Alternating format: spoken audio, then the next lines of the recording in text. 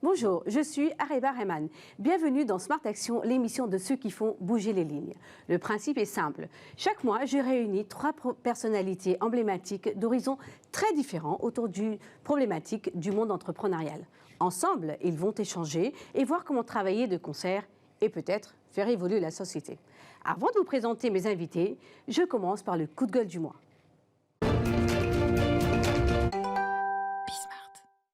Longtemps considéré comme une affaire d'hommes, l'entrepreneuriat féminin a le vent en poupe. En effet, en 2021, 43% des créateurs d'entreprises individuelles en France étaient des femmes. Mais une seule femme présente au très médiatique Next 40. Et c'est très récent. Cherchez l'erreur. Petite structure ou start-up, le manque de financement est un véritable facteur d'échec pour les femmes entrepreneurs. En tous les cas, elles sont près de la moitié à le penser. Et les faits semblent leur donner raison. Les femmes entrepreneurs connaissent 2 fois plus de rejets au crédit bancaire. Et le montant de leur levée de fonds est 2 fois inférieur à celui des hommes. Vous trouvez ça normal? Moi pas. Comment lutter contre ces inégalités et convaincre les investisseurs à faire confiance à ces dirigeantes, ces femmes entrepreneurs de talent? Comment changer la donne? C'est ce que nous allons voir ensemble dans cette nouvelle émission, améliorer l'accès au financement des femmes entrepreneurs. Je reçois aujourd'hui Elisabeth Moreno, ancienne ministre déléguée à l'égalité femmes-hommes, Marie-Adeline Pex, directrice exécutive de BPI France, et Cécile Bassot, vice-présidente de Femmes Business Angel. Il est grand temps de passer de l'incantation à l'action. Alors, go!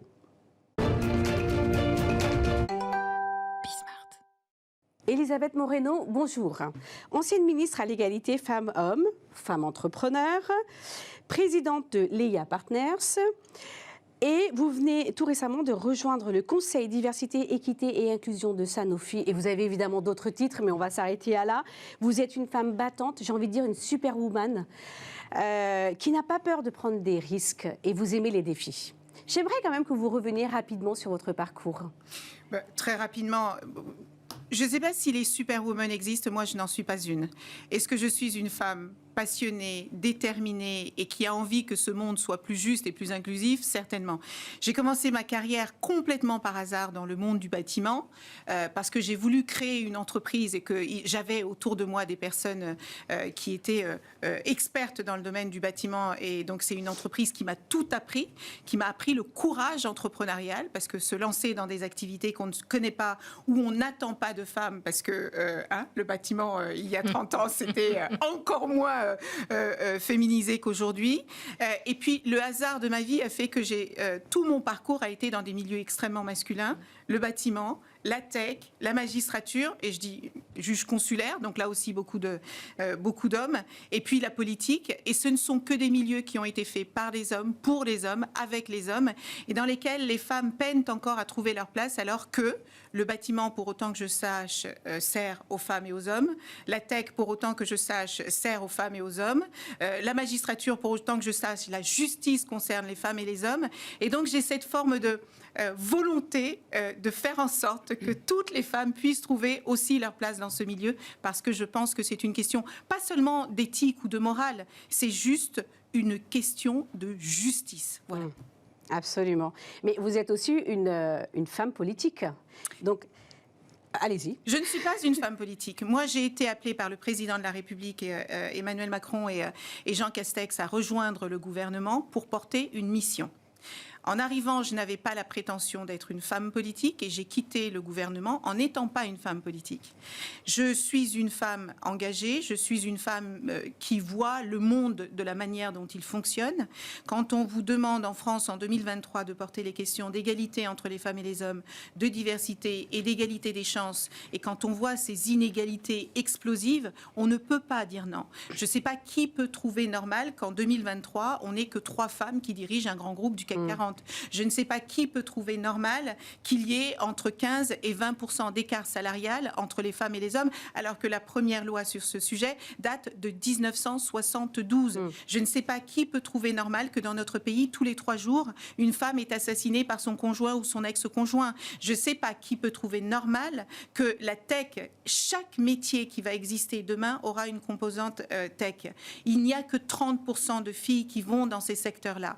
Donc, si on considère que c'est être politique, que vouloir que chaque individu dans notre pays ait accès aux mêmes opportunités, qu'il puisse rêver de la même manière et qu'il puisse réussir sa vie indépendamment de son genre, de sa couleur de peau, de sa religion, de son origine sociale, alors je suis sacrément politique. Ouais. Non mais, merci, et on voit à quel point vous êtes engagée et portée en tout cas par cette cause. Je vous remercie Elisabeth. On va passer à Marie-Adeline Pex. Bonjour. Bonjour. Donc, vous êtes directrice exécutive à la direction partenariats régionaux et action territoire, en charge du volet création entreprise chez BPI France.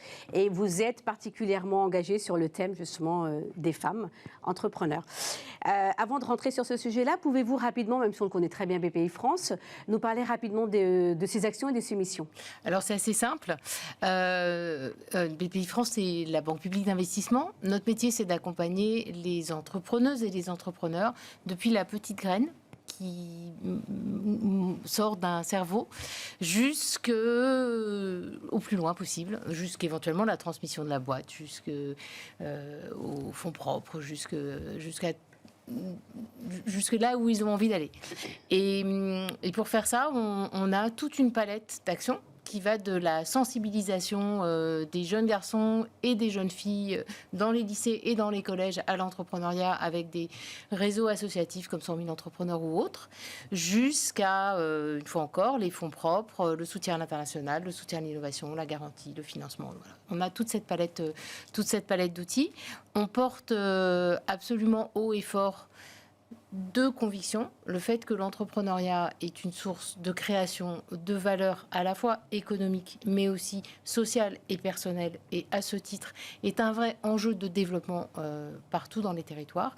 On a l'habitude de dire qu'on est BPI toute la France. Et on porte une autre conviction qui est qu'il ne doit y avoir aucun déterminisme, ni genré, ni territorial, ni social, qui ferait que quelqu'un se dise un jour non, l'entrepreneuriat c'est pas pour moi, parce que je suis une femme, parce que j'ai pas fait HEC, parce que je suis pas fils d'entrepreneur, parce que n'importe quoi. Voilà.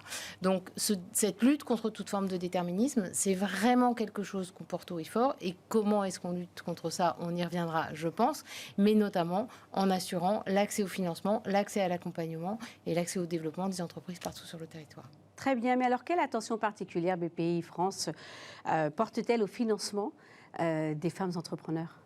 Alors, en fait, nous, on a l'habitude de dire, et c'est pas pour noyer les poissons, qu'on finance des entreprises. Que quand on décide d'un financement, que ce soit en bas de bilan, en haut de bilan, quand on décide d'un financement, on examine un projet, on examine la situation d'une entreprise, on examine ses perspectives de développement. On ne regarde pas si elle est dirigée par un homme ou par une femme. Ou plus exactement, le fait, Elisabeth... Marie-Adeline, j'ai immensément de respect pour votre engagement, mais c'est peut-être là que le bas blesse. Mais je vais au bout de mon raisonnement. Je ne dis pas qu'il n'y a pas des sujets. Hein. Je suis pas, c'est pour ça que je disais au départ que je ne cherche pas à noyer le poisson. Je cherche à dire que les raisons pour lesquelles on investit ou on n'investit pas, on finance ou on ne finance pas, on garantit. Alors en garantie, c'est encore plus évident parce qu'en fait, on ne voit pas le porteur de projet. C'est terrible ce que je vais dire, mais en fait, on investit ou on finance des sirènes. On ne finance pas madame ou monsieur. Cela dit, ça ne veut pas dire qu'il n'y a pas, d'une manière ou d'une autre, une prise en compte d'un certain nombre de choses. Et on est notamment convaincu, et les chiffres le montrent, que la réalité, c'est pas tant qu'on refuse de financement à des femmes. La réalité, c'est qu'il y a moins de projets, c'est que les femmes qui portent ces projets sont souvent pour des raisons contre lesquelles on lutte et sur lesquelles on intervient le plus possible en amont, notamment dans la sensibilisation et la formation des plus jeunes au soutien à la création. Le plus souvent, ces projets sont moins ambitieux, plus petits, les demandes de financement sont trop petites et on dit très souvent aux femmes, mais pour avoir toutes les chances de réussir, ne me demandez pas 100, demandez-moi 120 ou 200 ou 300. Parce que en réalité, si vous dimensionnez votre projet à cette hauteur-là, il y a toutes les chances que vous reveniez me voir dans 2 ans en me disant j'ai besoin de plus. Et dans 2 ans, vous serez un risque. Vous ne serez pas une opportunité. Et donc, la réalité, ce qu'on constate aujourd'hui, c'est qu'une des raisons sans doute pour lesquelles les financements accordés aux femmes sont moins importants, et les chiffres le montrent, c'est qu'aujourd'hui, les projets sont moins importants et qu'il faut absolument qu'on aide et qu'on soit extrêmement volontaire dans l'accompagnement des femmes à l'accès à l'entrepreneuriat et à l'ambition dans leur projet entrepreneurial. Ça, c'est une réalité absolue. Très bien. Bon, merci. On va y revenir. On va y revenir. Ne tapez pas tout de suite, Elisabeth. Je continue avec Cécile Bassot. Je l'ai tellement... On va y revenir, Elisabeth, je vous rassure. On va continuer. Cécile Bassot, bonjour. Bonjour. Alors, vous êtes cofondatrice de Win Equity et vice-présidente de Femmes Business Angel, qui est le seul réseau féminin de femmes angels en France. C'est le premier réseau en Europe. Pouvez-vous nous en parler rapidement? Absolument. Moi, je me suis passionnée pour l'investissement depuis une dizaine d'années. En fait, moi, je n'étais pas du tout une financière à la base. Moi, j'ai un parcours de direction d'entreprise dans un domaine aussi qui n'était pas très féminin au départ, puisque j'étais dans le secteur du matériel de travaux publics. Et puis après, dans le secteur de l'agroalimentaire. Et je me suis passionnée depuis 10 ans dans l'accompagnement des startups. Au travers du réseau des femmes Business Angel, qui est le seul réseau de femmes, en effet, qui investissent dans des entreprises. Nous sommes 180 femmes à investir dans des startups portées par des hommes ou par des femmes.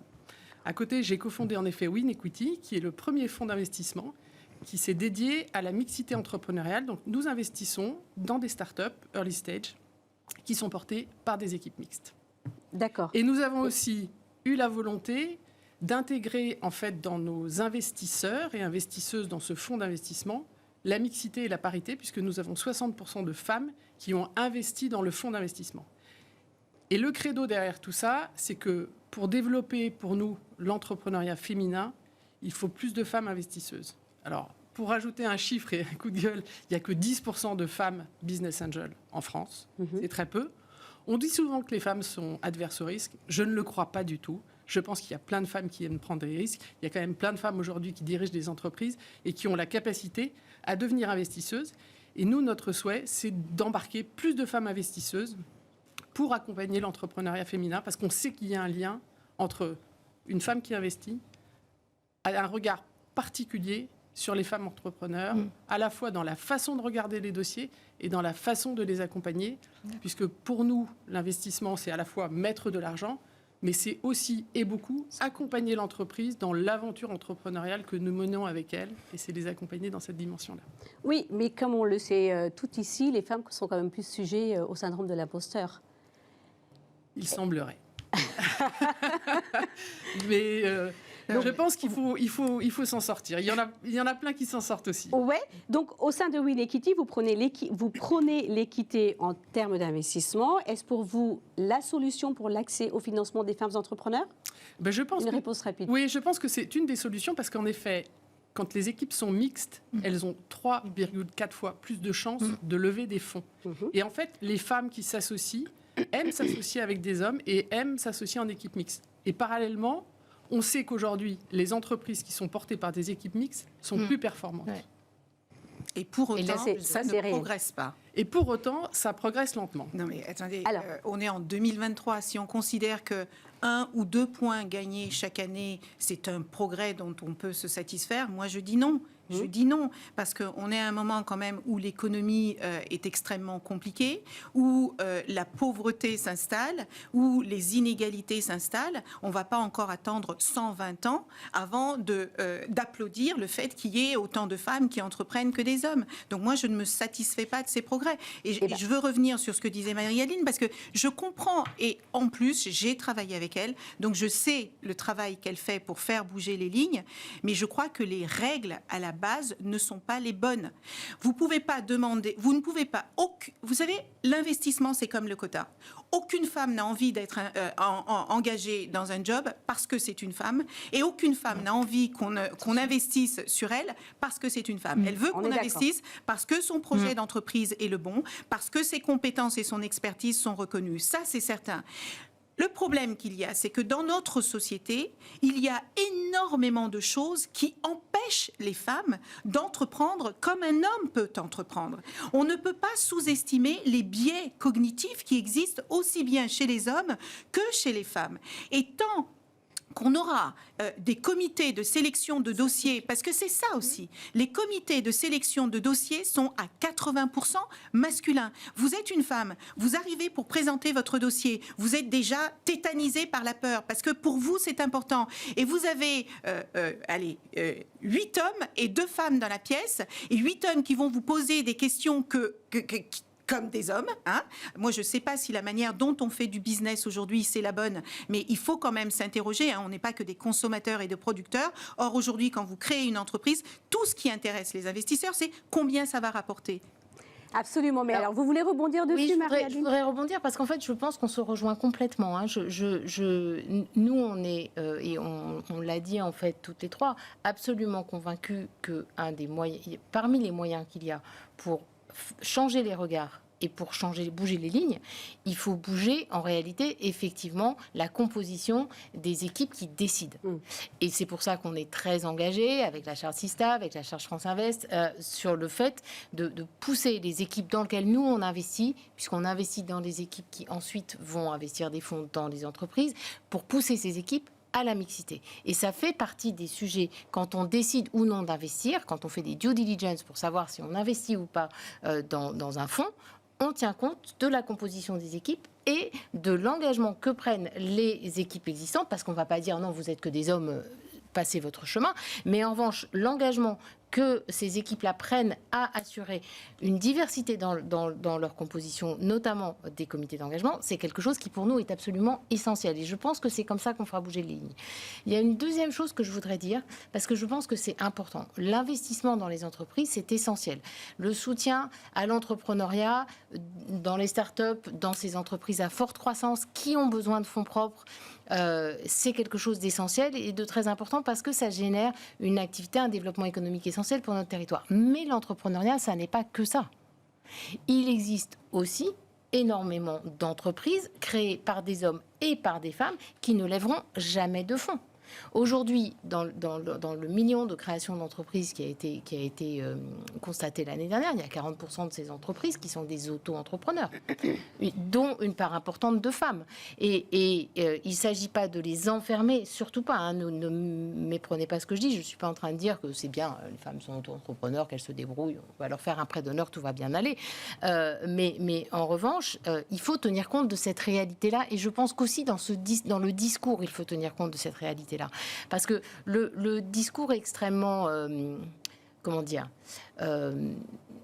à la fois très très volontariste et que l'on porte, mais qui peut se retourner presque contre l'entrepreneuriat des femmes. Les femmes se disant visiblement ça a l'air tellement compliqué, je ne vais surtout pas aller dans ce machin, parce qu'on m'explique que j'ai beaucoup moins de chances de lever des fonds, que j'ai beaucoup moins de chances de savoir. Oui, mais sauf que les chiffres le disent quand même. Les chiffres parlent d'eux-mêmes. Sauf que si je peux donner moi je veux bien, il y a des chartes qui sont signées, il y a des bonnes intentions, mais les intentions n'ont jamais transformé moi, ce que je propose, je voudrais juste donner un chiffre pour essayer de remonter le moral à Elisabeth. Aujourd'hui, sur les entrepreneurs, il y a entre 30 et 40% de femmes qui créent les entreprises. D'accord. Dans les créateurs d'entreprises, il y a entre 30 et 40% de femmes, pour dire les choses de façon plus intelligente. Dans les entreprises qui sont accompagnées par ce petit réseau-là, qui s'appelle CapCréa, qui regroupe 27 réseaux d'accompagnement à la création d'entreprises, 3000 implantations, 55 000 bénévoles, récemment qui a été lancé bénévole et qui est extrêmement utile pour favoriser les réussites entrepreneuriales.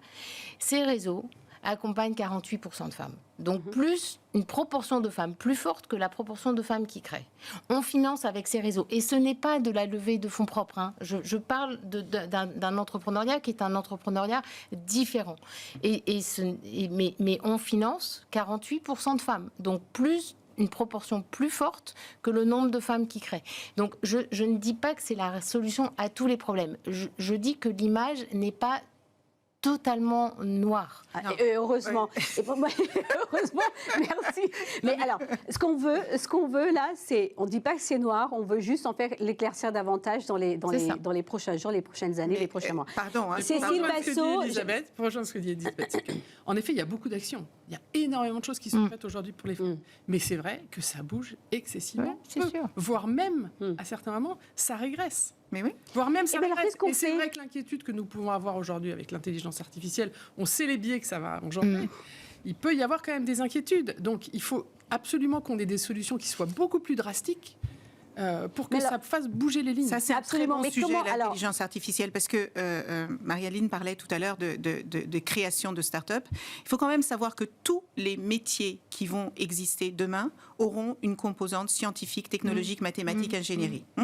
Si on a moins de 30% de femmes qui vont dans ce secteur-là, et à peine 2% des entreprises créées, des start-up créées par des femmes qui sont financées par les investisseurs. 85% d'investisseurs, by the way, au passage. Donc, en fait, ce sont tous ces éléments cumulés qui font que... Moi, je veux bien que des institutions comme la BPI soient pleines de bonnes intentions, qu'elles signent des chartes, etc. La grande cause du quinquennat, à 2 reprises, ça a été l'égalité femmes-hommes. La question que je me pose, c'est quelle est la progression d'investissement dans les entreprises créées par les femmes depuis 2017 jusqu'à maintenant? Je m'interroge. Pourquoi je m'interroge? Parce que si on ne continue que de parler, less talk, more action. Les gens que je rencontre qui me disent, mais bien sûr que c'est important pour nous, mais montrez-moi les chiffres. Elisabeth, c'est pour ça qu'on est aujourd'hui toutes réunies chez Smart Action. C'est pour justement passer de l'incantation à l'action. Donc moi, ce que je propose, mesdames, si vous êtes toutes très impliquées, très passionnées, très engagées sur ce sujet, mais quelles recommandations, aujourd'hui, on a envie de mettre en avant, et pas juste mettre en avant, ça veut dire qu'en fait, on va la mettre en place, puisque moi, sur mon émission suivante du mois prochain, je vais faire un point et je vais dire en fait où est-ce que nous en sommes, suite à nos discussions d'aujourd'hui. Donc, qu'est-ce qu'on a véritablement envie de pousser tout ensemble pour que ça marche? Moi, il y a 2 choses Elisabeth, qui me tiennent vous avez extrêmement l'idée. à cœur, et Marie-Pierre Rixain l'a déjà engagé dans sa loi de décembre 2021. Il y a 2 choses essentielles si on veut vraiment renverser la table. Un, c'est la féminisation des comités de décision. Pour moi, c'est absolument essentiel. Les gars, conditionnalité, on va bien finir par y arriver, qu'on le veuille ou non, parce que sinon, ça ne bougera jamais. C'est comme les quotas.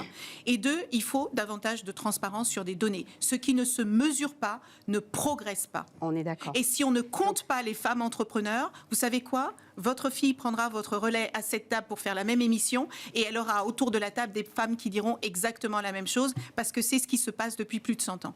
Bon. Eh bien, qu'est-ce que vous pensez, Marie-Adeline, de la transparence? Alors, à la fois sur les 2 sujets, nous, on est alignés. Et je vous redis, l'engagement, c'est un engagement qui se trouve être signé dans une charte, mais qui n'est pas juste une charte qu'on a signée et qu'on a mis de côté. C'est concrètement, deal par deal, quand on investit, on tient compte de dans l'ensemble des éléments qu'on regarde, on tient compte de cet élément de la prise en compte de la diversité, notamment du genre, dans les équipes. Et je suis absolument convaincue que c'est ce qui change les regards. C'est ce qui a changé les regards dans la politique, c'est ce qui a changé les regards dans les COMEX. Quand vous avez 2 femmes dans un COMEX sur 10, c'est pas la même chose qu'un COMEX où il n'y a pas de femmes, et c'est pas la même chose qu'un COMEX où il y en a qu'une, c'est certain. Mais donc, moi, je suis très à l'aise avec ça. Je pense qu'il faut compter.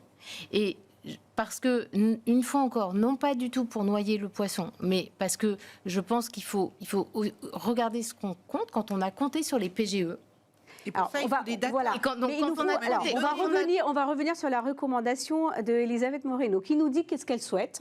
C'est avoir, vous me dites si je me trompe, mais avoir une transparence entre les investissements faits aux femmes et les investissements faits aux hommes. C'est tout. Et à partir de là, on peut voir où est-ce que nous nous trouvons. Est-ce que chez Femmes Business Angel, c'est quelque chose que vous faites peut-être déjà, je vous pose la question, ou est-ce que vous pouvez le faire? Sachez que vous avez 1 mois pour enclencher votre action. Alors, parce que moi, le mois suivant, je dois faire un point. Et après, on vient à BPI. Oui, non, là, il faut aller vite. Chez Femmes Business Angel, et ça va complètement dans le sens d'Elisabeth, il faut compter, il faut mesurer. Et nous, on aimerait que l'on compte l'investissement et l'actionnariat féminin. Oui. On n'a aucune donnée sur l'actionnariat féminin. Comme il y a un lien fort entre les femmes qui investissent, les femmes dans les comités et les investissements, nous, on voudrait mesurer la dimension de l'actionnariat féminin. C'est la première chose. Et la deuxième chose, pour aller dans votre sens aussi sur la féminisation des comités, c'est peut-être monter aussi un cran plus haut, et c'est imposer aux grands financeurs qui mettent de l'argent dans les fonds d'investissement qu'il y ait un contrôle, en effet, de la féminisation de ces instances et des portefeuilles par ricochet. Eh bien, ça sera certainement un deuxième sujet pour mon émission. Mais si on revient Juste sur le comité la transparence, Sista dispose de données extrêmement fiables sur ces sujets-là. Il faut s'appuyer sur eux. N'allons pas réinventer la roue. Il y a des choses qui existent, il faut s'appuyer dessus. Et de notre côté, c'est quelque chose sur lequel on a pris des engagements et on a fait beaucoup de progrès sur le suivi à la fois de la composition des équipes et de la composition de l'actionnariat et des performances des équipes. Et je rejoins complètement ce que vous disiez tout à l'heure, des performances des équipes unigenrées ou mixtes. Tous ces éléments-là sont des éléments qui sont pris en compte et parce que je suis d'un naturel optimiste, dont je pense qu'in fine, même l'intelligence artificielle saura reconnaître que la diversité et la mixité est une source de croissance et d'efficience, et donc sera pris en compte, devrait être prise en compte de façon positive plutôt que comme un risque. C'est certain. OK. Donc, très bien. Écoutez, moi, ce que je propose, c'est que vous continuez ces échanges-là, même en dehors du plateau. Nous, on va revenir vers vous pour faire un point, pour savoir un peu où est-ce que vous en êtes par rapport à nos discussions et par rapport à la recommandation d'Elisabeth Moreno. Bon, je retiens bien qu'il y en a 2. On fera le point. Je ferai le point, l'émission suivante. L'idée, c'est vraiment qu'on est chez Smart Action. Il faut qu'on passe à l'action, donc allez, go, mesdames. Et on veut voir des résultats, donc dans la transparence, dans les comités, féminisation de ces comités, etc., etc. Je vous remercie. Je dois juste faire un petit point sur mon émission précédente, qui était en présence de Sarah El Haïry, Rabet Thierry de Papépi et Béatrice Vianney de 100 000 entrepreneurs. Nous avions parlé du sujet agir pour sensibiliser les jeunes des quartiers à l'entrepreneuriat.